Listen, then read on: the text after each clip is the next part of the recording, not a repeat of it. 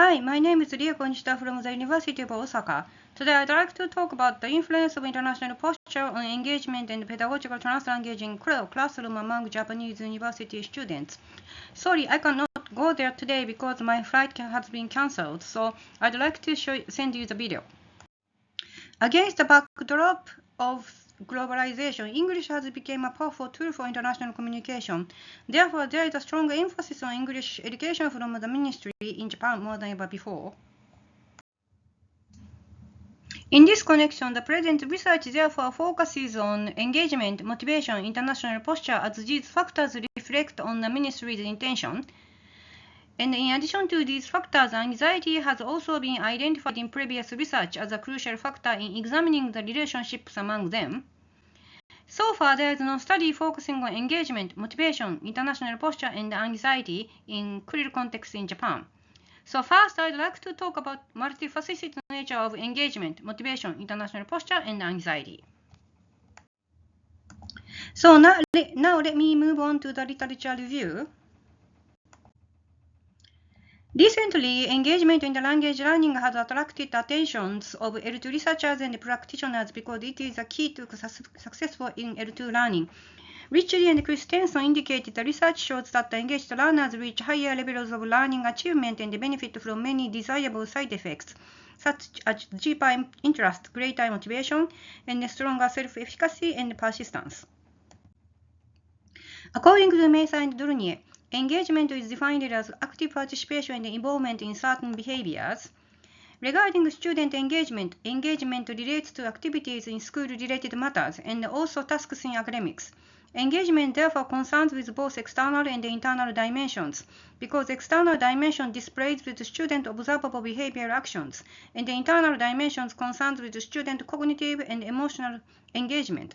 Engagement is therefore concerned with action, ideally unified with student internal dimensions of cognitive and emotional involvement.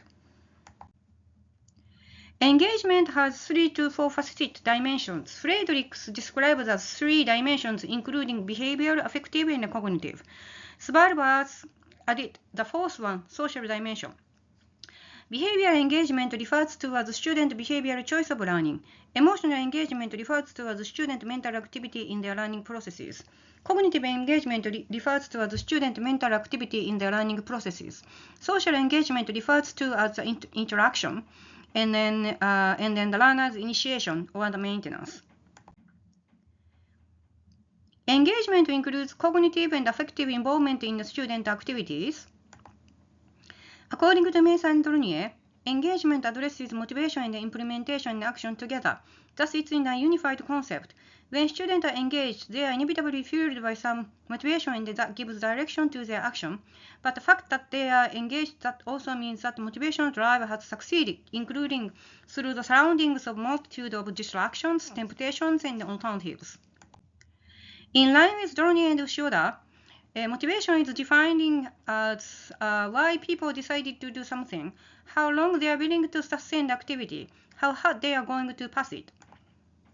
Liu and Lee also discussed motivation to engagement as reciprocal, and student active engagement produces longitudinal change in their motivation in the classroom. Liu also indicates the importance of engagement as it predicts important outcomes, including student learning and development, and also revealing underlying motivation. In addition to these findings, Boyke suggested that intrinsic motivation impacts on behavioral engagement, which leads to academic achievement. And Lam also showed that the student autonomy in language learning revealed positive correlations with affective, behavioral, and cognitive and student engagement. So now let me move on to international posture, because the study focuses on international posture too. So it's related to Gardner's research work, but it was conducted in a Canadian context. But in Japan, to capture learners' motivation to language as a lingua franca without a clear target population, and to address both integrative and instrumental reason to learn the language, international posture was introduced by Yashima, and alternative construct integrativeness, because English is used as a global English context. Original version of international posture complies with 4 different subscales: intergroup approach and avoidance tendency, interest in international vocation or activities, interest in international news, and having things to communicate to the world. And then we developed the 4th shorter version. We call it as IP short, and then we developed the shorter version of the IT international posture. So approach, vocation, news, and topics, and then it has only 10 items. Then we further investigated the nomological network of international posture, motivation, and perceived competence. And then this study showed that when students have higher levels of international posture, it leads to a stronger motivation. And then when students had higher levels of motivation, it led to a higher perceived communication competence. And then in our study, international posture was found to be a predictive factor for L2 motivational outcomes. So in Yashima, 2002 and 2004, under the context of content-based program, international posture played an influential factor for motivating students in the class.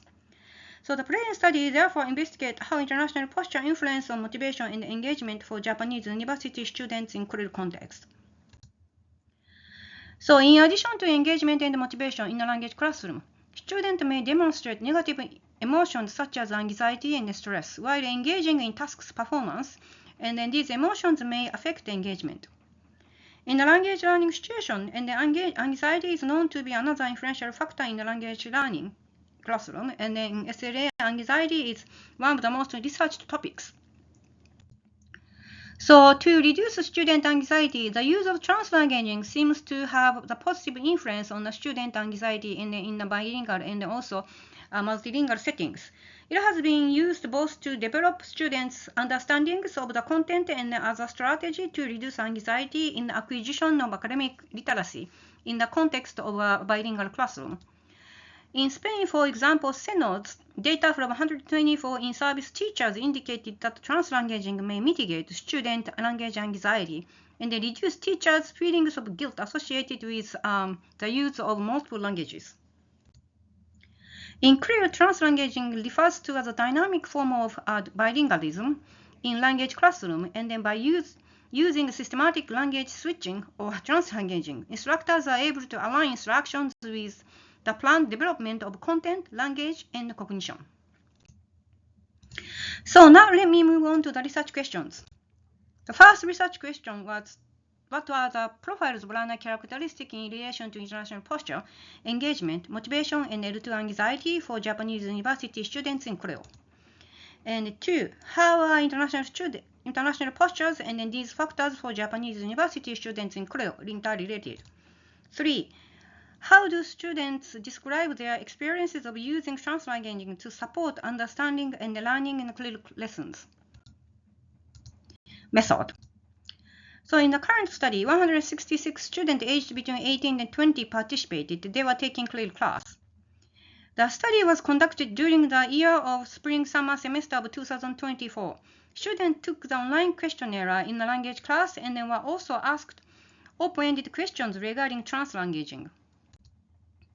So these are the items I administered, and then it's international posture, approach, vocation, news and topics, and anxiety, behavioral engagement, emotional and cognitive engagement, and then 3 psychological needs of motivation: autonomy, competency, relatedness, and also intrinsic motivation. And then also, this is very famous English proficiency test called Aiken test, and officially known as Jitsuyo Eigo Gino Test of Practical English Proficiency. It is widely recognized as the English proficiency exam in Japan, and the Aiken step test from Aiken step 1 to step 3 corresponds to CEFAR levels of C1 to A1. Also, I gave them the yes/no questions. Would you like me to use translanguaging with Japanese in the class? Would you feel anxious if I didn't use translanguaging with Japanese in the class? Reasons of why you thinking that way, and all the data was transcribed into a written format for analysis, and then transcriptions of the open-ended comments were open-coded. So let me a little bit talk about my Creole class. So the content was about the globalization, and then I have a lot of content learning, and then 2 kind of a research project for midterm presentation and then the final presentations. And I create quite a lot of teaching materials for the students in addition to the textbooks. And also I create YouTube as well so that they can watch the video anytime and everywhere they want. And then this is a research project, student presentations. And then this is actual student presentations, and they have to do it on the Zoom. So now let me talk about the results. So first, what are the profiles of learner characteristics in relation to international posture, engagement, motivation, and anxiety for Japanese university students in Korea? So this is a descriptive statistics, but I'd like to show you in graph. So the highest one was a behavioral engagement, followed by cognitive engagement. And then this was a cluster analysis, and this was a cutoff point for dendrogram. And then, so cluster analysis, cluster 1 was including a 22 student, lowest in engagement, motivation, international posture, and highest in anxiety. Cluster 2 includes 36 students with highest engagement and international posture, intrinsic motivation, and then showing the lowest anxiety. Cluster 3 with 72 students, moderately high international posture and anxiety, and moderately low engagement and motivation. So cluster 4 refers to as 36 students, moderately high engagement, intrinsic motivation, and moderately low international posture and highest in psychological needs. And then, so as I mentioned, cluster 2 was showing the highest international posture and engagement and motivation all, and then showing the highest step 1, and also it refers to as C1 and B2 level for CEFARs. So for the most of the students in the most of the clusters, they have either step 2 or step Pure 1. So this is a cluster analysis for descriptive statistics, but I'd like to show you in the graphs. So cluster 1 is a 22 students showing a lowest engagement and motivation. And then these students were really low, showing a quite low score on international posture, and then low, showing a low motivation, and then also engagement. Then these students were showing the quite high in showing a high international posture, and then showing the highest engagement and the motivation, and then showing the lowest score on engagement. And then these students were showing a high, moderately high international posture and anxiety, and a moderately low score on engagement and motivation. And then these students were moderately high in engagement and then motivation, but showing quite low score on international posture. So when I conducted maneuver in comparing with 4 different clusters, then I saw statistical differences between 4 different clusters. So then the research question 2 was referring to how international postures and these factors for Japanese university students included interrelated. And then so this is a correlation analysis. And then when I see international posture approach and vocation was quite high, 0.611. And then also international posture and the news and the topics, it was quite high too. And then for the rest of the correlations between international posture and then also behavioral engagement and then motivation and the 3 psychological needs, they showed they were moderately correlated. But when I see in anxiety was showing negative correlation to the other factors. So this was a hypothesized model to be tested based upon the previous research. So when students are showing a higher sense of international posture, it may lead to motivation, and the motivation may lead to engagement. And then anxiety may influence on engagement too. So this was the result. So when students are having a higher sense of motivation, it leads to engagement, stronger sense of engagement. And then also when students are having a higher sense of international posture, it may lead to motivation. And then also indirect path from international posture to engagement was quite strong as well. And then from anxiety to engagement, it was 0.05, and it was non-significant. So let me move on to the research question 2. How do students perceive the use of translanguaging in the classroom of CLEO? So I asked them, would you like me to use translanguaging with the Japanese in the class? And then most of them, like nearly 90% of the students said yes. And then 12% said no. And then I did a coding for student described quite a lot of, I had quite a lot of descriptions from the students, and I did code based upon the grounded theory approach, and then coding was showing 5 different codings. Unable to understand English, feeling anxious, and also increasingly understanding, feeling of difficulty with English, and no need to use Japanese. So nearly 72% was showing like unable to understand English and I can't fully understand English. So that's student descriptions. And then 15% said feeling anxious, and then student descriptions showed I feel anxious if I didn't understand English. And then 5% of the students was kind of like feeling increasing in understanding. I'll be able to understand if translanguaging with Japanese used in the class. So this was the second research question, questions. Would you feel anxious if I didn't use translanguaging Japanese in the class? And 82.50% students said yes, and then nearly 70.55% of the students said no. And I asked them why. Do you feel anxious in a class if Japanese is not used in a class? And then so the coding was showing 5 different coding. Unable to understand English, feeling anxious, feeling of difficulty with English, lack of confidence, and no need to use Japanese. So nearly 60% of the students said unable to understand English, and then this description shows I can't fully understand English if Japanese is not used in the class. And then 21% of the students said was feeling anxious, and then description was indicating something like when I don't understand English, I feel worried about it.